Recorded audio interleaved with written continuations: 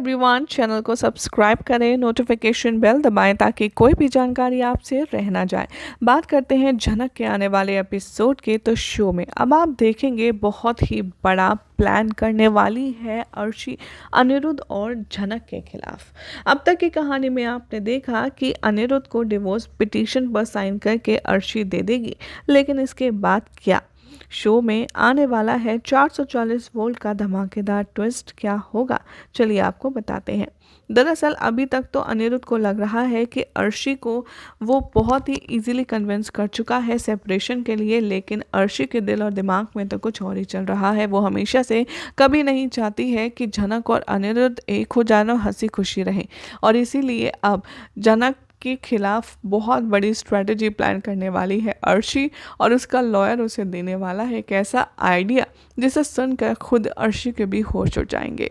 Upcoming episode में देखेंगे आप कि सभी लोग यहाँ पर अर्शी से डिवोर्स करने के लिए कहते आएंगे नजर, लेकिन उसका लॉयर कहेगा कि आप अर्शी अनिरुद्ध से और झनक से बदला लेना चाहती है ना।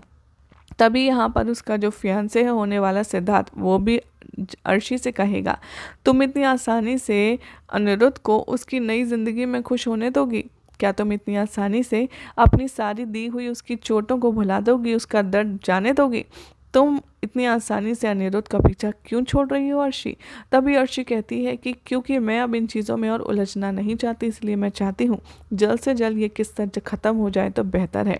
तभी झनक के बारे में बात करता हुआ अर्शी का लॉयर कहता है, तो हम एक काम कर सकते हैं, आप ऐसा कीजिए कि आप अभी सिर्फ डिवोर्स पिटीशन पर साइन कर दीजिए, और जिस दिन अनिरुद्ध और झनक की शादी होगी आप उसी दिन डिवोर्स की डेट रखिएगा, और जैसे ही अनिरुद्ध और झनक की शादी होगी तभी आप एंड मोमेंट पर मुकर जाइएगा, जिससे इन दोनों की शादी नहीं हो पाएगी और आपको आपका बदला भी मिल जाएगा। ये बात सुनकर के अर्शी को आइडिया पसंद आता है और वो यही सोच में डूब जाती है कि क्यों ना वो ऐसा ही करे, और अनिरुद्ध ने और झनक ने जितनी तकलीफ दी है उसको उन सब का हिसाब वो इस तरह से ले।